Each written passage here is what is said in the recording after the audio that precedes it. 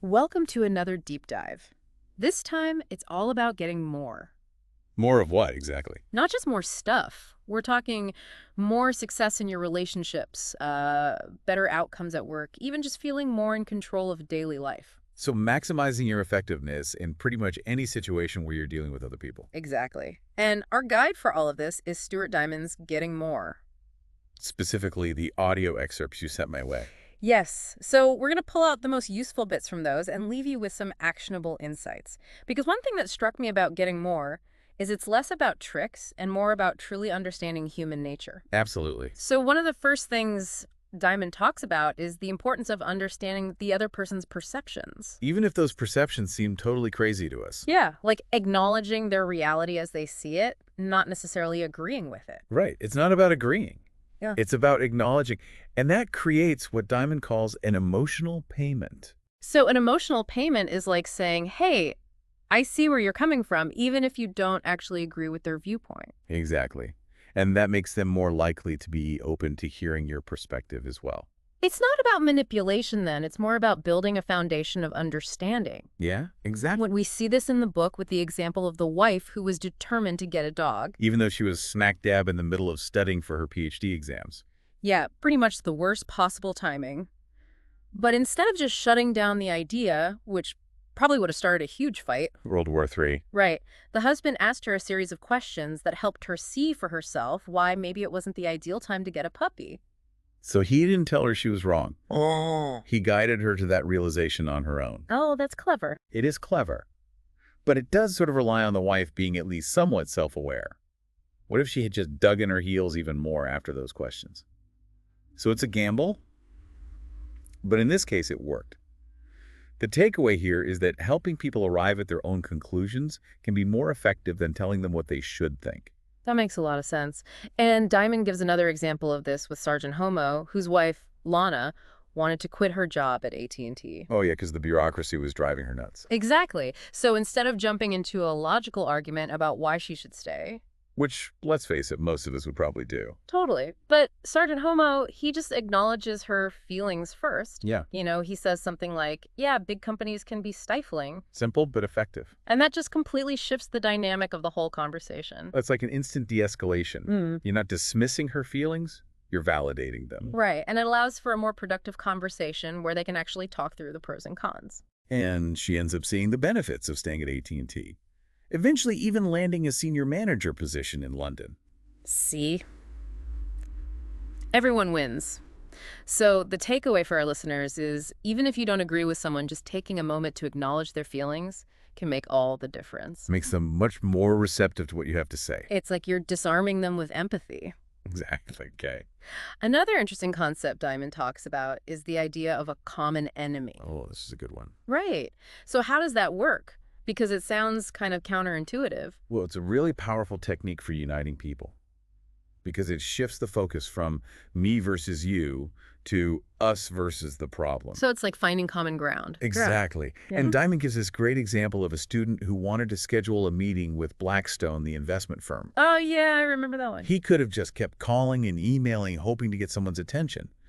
But instead, he frames his request in a way that creates a common enemy. He points out that both Blackstone and the student group will lose out if Blackstone isn't present at the recruiting event. That's smart. So he's making it about missing out on top talent, not student versus Blackstone. Exactly. And it worked. He gets a call back almost immediately and they schedule the meeting. Yeah. So the takeaway for you is that by identifying a common enemy, you can create a sense of solidarity and cooperation. Even with someone who you might initially think of as an adversary. Right.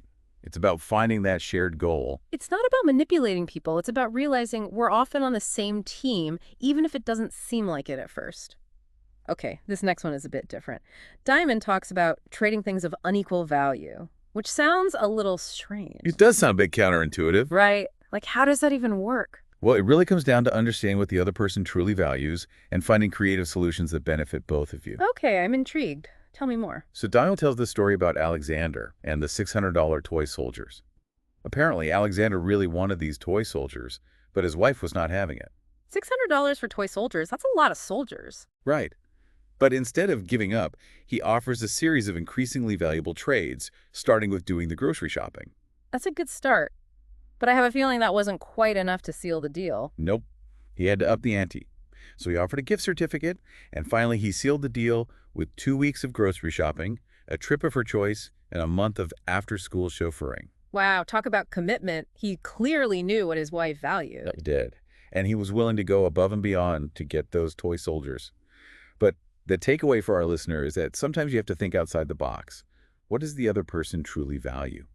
And what are you willing to offer to get what you want? So it's not always about a tit-for-tat exchange. It's about finding creative solutions that work for everyone. Exactly. It's pretty cool. Yeah, it is. And, this whole idea of understanding someone's motivations, Diamond really dives into it when he talks about setting goals, not just for ourselves, but within relationships. So it's not just about what I want. It's like figuring out what we both want, even if those wants seem to be totally at odds with each other. Exactly. He gives this great example of a couple who are arguing about where to spend their Sundays during football season. Oh boy, I can already see where this is going. Right. So the husband is a diehard Philadelphia Eagles fan, and he wants to be at all the games. But the wife wants to spend that time with her parents who live in New York. Sounds like a recipe for some serious Sunday arguments. It does. But instead of just digging into their positions, Philly versus New York, they focus on the underlying goals. Okay, so it's like looking past the surface level disagreement and figuring out what each person truly wants to get out of the situation. Right. For the husband, it's about the shared experience of being at the game with other fans. For the wife, it's about quality time with her family. So how do they reconcile those two very different goals? Well, they get creative. They decide that the wife's parents will come to Philadelphia on game days. Okay, so everyone's together. And then when the Giants have a bye week, the couple goes to New York to visit the parents. That's pretty cool. Everyone gets what they want. It's a win-win. And the takeaway here is that by focusing on the why behind the what, you can often find solutions that you wouldn't have even considered at first. It's like going deeper than just the surface level disagreement. Yeah, you have to peel back those layers and figure out what's really going on. Makes sense. But what about when you're dealing with kids? Because sometimes their motivations seem totally irrational. Well, Diamond has a whole section on negotiating with children, and he makes this really interesting point. He says that kids are master negotiators. Really? They might not have all the tools and experience that adults do. Yeah. But they're constantly testing boundaries and trying to figure out how to get what they want. Oh, yeah. I've definitely seen that in action with my niece. So Diamond's advice is that instead of getting frustrated or resorting to punishment, we need to try to understand their world, their perceptions, even if they seem completely illogical to us. So it's that same principle of empathy that we were talking about earlier, trying to see things from their perspective. Exactly. And he gives this great example of a father who's having a really hard time getting his daughter to school on time every morning. Oh, man. The morning struggle is real. Right. So through some role-playing, the dad discovers that his daughter isn't being defiant or lazy. She just wants to spend more time with him. Oh, that's actually kind of sweet. It is. But it's also a logistical nightmare. Yeah, I can see how that would be a problem. So once the dad understands that underlying need, he's able to reframe the situation. He explains to his daughter that if he has to drive her to school every morning, that means less time together on Saturdays. So he's connecting the consequence to something she cares about. Right. And he also arranges for a friend to pick her up in the mornings, which gives them more quality time together in the evenings. That's a great solution. It addresses the daughter's need for connection while also solving the practical problem of getting her to school on time. So I guess what I'm hearing is that a lot of times we jump to conclusions about why people are doing things, and that can lead to a lot of unnecessary conflict. Yeah, absolutely. We assume we know what's going on, but we don't always have the full picture. So the key is to ask questions, to really listen and try to understand the motivations behind the behavior. Right, and Diamond also talks about how important it is to avoid coercion, especially physical punishment. This is something we should really talk about more. There's so much research now that shows how damaging physical discipline can be. Exactly. Yeah. It increases aggression and leads to all sorts of behavioral problems. And it also sends this message that might makes, right? Which is a really dangerous lesson for kids to learn. Absolutely. So what's the alternative? Diamond advocates for a much more respectful approach, one that involves open communication, active listening, and giving children a voice in the decision-making process whenever possible. So it's about empowering them, not controlling them. Exactly. It's about teaching them how to navigate conflict constructively, how to advocate for their needs, and how to find solutions that work for everyone involved. For Wow. example, there's this story about a father who's having a hard time getting his daughter to take the bus to school. I can only imagine the drama. Right. But instead of forcing her or punishing her, he decides to appeal to her sense of fairness. Okay, how does he do that? Well, he explains that driving her to school means that he has to work extra on Saturdays, which takes away from their family time. So he's showing her how her choices impact him directly. Right. And then he offers her a sweetener. He says that if she takes the bus, they can plan a special outing together on Saturdays. So they get even more quality time together. Exactly. It's a win-win. Yeah. She gets more time with her dad, and he gets his Saturday mornings back. I love that. It's such a simple solution, but it addresses everyone's needs. You know, this reminds me of a time when I was trying to get my roommate to... Hold that thought. I think we need to shift gears a bit and talk about how these principles play out in a different realm. Travel. Okay, I'm all ears. Because, let's be real, travel can be stressful. It can be. But Diamond has a ton of practical advice on how to navigate all the headaches that come with airlines, hotels, and all that fun stuff. All right, lay it on me. What are some of the key takeaways we should keep in mind? Well, first and foremost, remember that almost everyone you encounter in the travel industry is used to negotiating. So don't be afraid to ask for what you want. Exactly. Whether it's a better price, an upgrade, or a resolution to a problem. It's like that old saying, you don't get what you don't ask for. Right. The worst they can say is no. And you might be surprised at how often they say yes, especially if you approach the situation strategically. Diamond talks a lot about persistence. Sometimes it's just a matter of finding the right person or framing your request in a more persuasive way. So don't give up at the first no. Exactly. If it... He gives this great example of a man who missed his flight and didn't want to pay the $200 change fee. So he speaks to 3 different Virgin Air supervisors. The first 2 are completely unhelpful, but the third one, he takes the time to connect with her on a personal level. He finds out she's planning her honeymoon to the Maldives and spends a few minutes offering travel tips and suggestions. Oh, so he's building rapport before even mentioning the fee? That's smart. It is. It's that emotional payment we were talking about earlier. He's creating a connection. And then he explains that his whole family, including his elderly father, who missed the flight, always flies Virgin. By framing it this way, highlighting his loyalty, appealing to her empathy, he's able to get the fee waived. Wow. It's amazing how a little bit of effort to connect with someone can make such a difference. It really does. And Diamond also stresses the importance of using details to enhance your credibility. Like if you're calling back about a reservation and the agent can't find it, don't just say, I spoke to someone yesterday. Instead say, I spoke to Tina in Tulsa yesterday at 3:20 p.m. She asked me to spell my name twice to make sure she got it right. Those details make it so much more believable. Right. It shows you're serious and you put in the effort, which can make a big difference in how your request is perceived. Diamond also talks about the importance of knowing your rights as a traveler. He tells this story of a group of passengers who were stuck on the tarmac for over 2 hours, facing a potential overflowing toilet situation. Oh no, that's my worst nightmare. Right. But they knew about the regulation that prohibits airlines from keeping passengers on the tarmac for more than 3 hours. So they were armed with information. Exactly. And by citing that regulation, they're able to get the plane back to the gate. So the takeaway here is to familiarize yourself with the rules and regulations that protect you as a consumer, especially when you travel. Knowledge is power. But it also seems like a little kindness can go a long way too.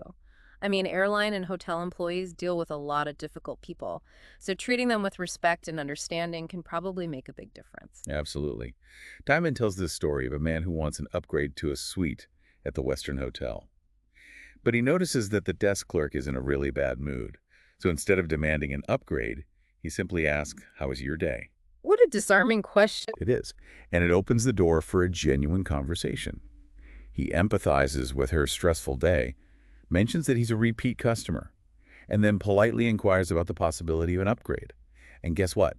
She upgrades him to a corner suite for free, and she even makes a note in his file to offer him upgrades in the future if they're available. Wow. Talk about turning a potentially negative situation into a positive one. It really highlights the power of just treating people with respect and recognizing their humanity, even in stressful situations. Yeah, and that applies to all sorts of travel interactions, even those that might seem intimidating, like dealing with police officers or customs officials. Diamond tells this story about a woman who gets searched at customs and they find undeclared merchandise. But instead of getting defensive or arguing, she stays calm, apologizes profusely, and repeatedly thanks the customs officer for doing his job. That seems so counterintuitive. Most people would just get defensive in that situation. Right. But her approach works wonders. By acknowledging the officer's authority and expressing appreciation for his efforts, she completely diffuses the situation and ends up with a much smaller fine than she could have received. It's a great reminder that staying calm and respectful can often lead to much better outcomes, even when we feel like we've been wronged. Exactly. And Diamond also talks about the importance of preparation when it comes to travel negotiations. Okay, so how do we prepare? He suggests making a list of the standards that are used by airlines and other travel companies and bringing that list with you. It's like having a cheat sheet for negotiation. Interesting. What kind of standards are we talking about? Well, for example, federal law requires airlines to pay at least $200 if they bump you from a flight. Mm. But a lot of people accept much less because they don't know their rights. So by being aware of those standards, you're in a much stronger position to negotiate. Right. And he also suggests looking up airline standards and government regulations, like those from the U.S. Department of Transportation. Do your homework. It can really pay off. Nah. And don't forget to document everything. If you're told something over the phone, jot it down. If there's a discrepancy on a website, take a screenshot. Get it in writing. Exactly. Yeah. He gives this example of a student who rents a car and realizes he's been charged for a higher class car than the one he actually received. Yeah. But he points out that the contract was printed in tiny light gray type and argues that if it's his responsibility to read it, then Avis's slogan shouldn't be, "We try harder." It should be, "You try harder." And he actually gets a credit. That's hilarious. It is. It's a great example of using humor to make your point, but also to point out the absurdity of the situation. Yeah, it's not about being aggressive. It's about being clever. Exactly. And finally, remember that every interaction, even with a stranger, can be an opportunity to build a relationship. Diamond tells the story of a woman who's trying to get an upgrade on a flight. And she just strikes up a conversation with the gate agent and finds out they're both from the same small town. They chat for a few minutes about their hometown, and then seemingly out of the blue, the gate agent offers her the upgrade. So she didn't even have to ask directly. It was all about building that connection. Exactly. And that's what Diamond is getting at throughout the book. It's not about manipulation or trickery. It's about approaching every interaction with a spirit of understanding, respect, and a genuine desire to find solutions that work for everyone involved. So it's not just about getting more. It's about being more empathetic, more understanding, more collaborative. Precisely. And that can lead to more fulfilling and satisfying experiences in all areas of our lives. Yeah. Okay, I'm starting to get how this getting more mindset can really apply to almost any interaction. But what about those everyday situations that aren't as high stakes? You know, like negotiating a business deal or dealing with airline drama, like just getting things done around town. Does Diamond have any advice for that kind of stuff? He does. He actually has a whole chapter on what he calls getting more around town. Yeah. He argues that even those seemingly mundane tasks like going to the dry cleaner or dealing with a noisy neighbor can be improved with a bit of negotiation savvy. The dry cleaner is a perfect example. It's a service we all use, but it can be so frustrating. Lost clothes, damaged items, those weird fees. I've definitely had my share of dry cleaner drama. Well, Diamond points out that many dry cleaners feel kind of mistreated by customers. Like they have these unreasonable expectations or they accuse them of wrongdoing. It's a tough business and they're just trying to make a living. That's a good point. I've definitely gone into those interactions with a bit of an attitude, and it probably hasn't helped. So what's a better approach? Diamond suggests a more collaborative approach. Instead of treating them like a faceless business, highlight your loyalty. Mention that you'll be bringing clothes in regularly and offer to refer new customers. You can even ask about discounts for repeat business or referrals. So it's about building a relationship, not just seeing them as a transactional service. Exactly. And if there's a problem like a damaged item, stay calm, present the facts, and focus on finding a solution rather than placing blame. That makes sense. It takes the emotion out of it and makes it more about problem solving. I remember Diamond shared a story about a student who desperately needed a clean shirt for a job interview, but his shirt was still at the dry cleaner. Oh, no. Right. Total nightmare scenario. But instead of panicking or getting angry, he calmly explained the situation to the dry cleaner, emphasizing how important the interview was. And what happened? Well, I was expecting the dry cleaner to just shrug and say, sorry, not my problem. But he actually gave the student a clean shirt off the rack. Wow, that's amazing. It really is. It just goes to show how a little empathy and understanding can go a long way. Speaking of service interactions where framing matters, let's talk about apartment living. That's another area ripe with potential conflict. Noisy neighbors, unresponsive landlords, never-ending maintenance requests. How do Diamond's principles apply in that context? He gives a bunch of examples that really highlight the importance of knowing your rights, understanding the other person's perspective, and framing your requests in a way that's going to resonate with them. All right, give me the inside scoop. What are some of the strategies that work? Well, one that really stands out is this tenant who's battling a persistent mice infestation. He complains to the building manager, but nothing's being done. I've been there. It's so frustrating when you feel like your concerns aren't being taken seriously. So instead of just accepting the usual runaround, he decides to escalate the situation. He tracks down the head of facilities and cleverly quotes the building's own motto, which emphasizes their commitment to responding to emergencies and resolving resident concerns. So he's using their own words against them. Exactly. And it works. The exterminator's there the next day. Another tenant goes even further. She not only complains about the mice, but also cites health codes, researches potential diseases, and even sends pictures of diseased mice to the landlord. Okay, that's next level. But I can see how it would get their attention. What does? The landlord immediately takes action to address the infestation. These examples just highlight the importance of being informed, persistent, and strategic when dealing with these kinds of situations. And it reminds me of something we talked about earlier, the power of emotional payments. Diamond talks a lot about the importance of building relationships, even with people we might not naturally gravitate towards, like building supers or maintenance workers. That's so important. We often forget that these people have a lot of power to make our lives easier or more difficult. Diamond suggests taking a moment to acknowledge their expertise, express appreciation for their efforts, and just show that you see them as individuals, not just as someone there to fix your problem. It's about building those little connections that can make a big difference in the long run. Exactly. Like this one tenant who was struggling to get repairs done in her apartment. She decides to try a different tactic. She approaches the maintenance manager, directly expresses her appreciation for his hard work, and frames her requests as simple oversights rather than complaints. That's a much more positive approach. Did it work? It did. The manager apologizes and promptly addresses all of her concerns. Another tenant dealing with a grumpy plumber who's about to leave for the weekend simply says, "I'm sorry you had a bad day. Is there anything I can do to help?" You're kidding. What happened? The plumber fixes the toilet. No way. It's like a little kindness can work wonders. It really can. Diamond is all about those small gestures that create connection and build goodwill. Okay, before we wrap up, I'd love to hear a few more of Diamond's examples of how framing can be used to get better results in these everyday situations. You got it. So there's this student who's trying to get reimbursed for a train ticket because the ticket machine malfunctioned and he missed his train. But the ticket agent is totally unhelpful. She's like, "Honey, you can either haggle with me or you can get on that train." Ugh, I hate it when people are unhelpful like that. Right. But the student could have just given up.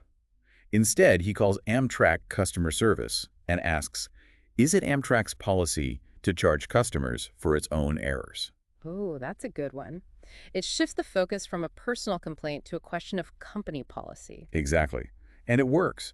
He receives a train voucher for the price difference. Another student is trying to avoid a $100 fee for rescheduling a plane ticket. She'd already received a 1-year extension on the ticket, so she frames that previous extension as evidence of her loyalty to the airline. Clever. Right. And this encourages the supervisor to see her as a valued customer, and she ends up getting the ticket rescheduled for free. So it's all about finding the right angle, the right way to present the situation that's going to resonate with the other person. Precisely. Diamond gives another great example of this guy who's trying to get a late fee waived for a rental car. He notices a sign that says cars available and asks the agent if they ever waive late fees when it doesn't cost the company anything. He also mentions the heavy traffic on the way to the airport. Appealing to their sense of fairness and practicality. Exactly. And it works. His late fee is waived. These examples just drive home the point that a little bit of thought and preparation can go a long way in these everyday interactions. So what does all of this mean for our listener? It seems like Diamond's message is pretty clear. Negotiation isn't just for high-powered executives or politicians. It's a skill that we can all use to improve our daily lives, to build stronger relationships, and just get more of what we want. It's about shifting our mindset from passively accepting what comes our way to actively shaping our experiences. It's about recognizing that we have more power than we think, and that by using these tools effectively, we can create more fulfilling and satisfying lives. I love that. It's not just about getting more, it's about being more empathetic, more understanding, more collaborative. And that's what this whole deep dive has been about. Exploring how we can use the principles of negotiation to create more positive outcomes in all areas of our lives. So the next time you find yourself facing a challenge, big or small, remember the principles we've discussed today. Think about the other person's perceptions. Offer emotional payments. Look for common ground. Frame your request strategically. And don't be afraid to persist. You might be surprised at the results.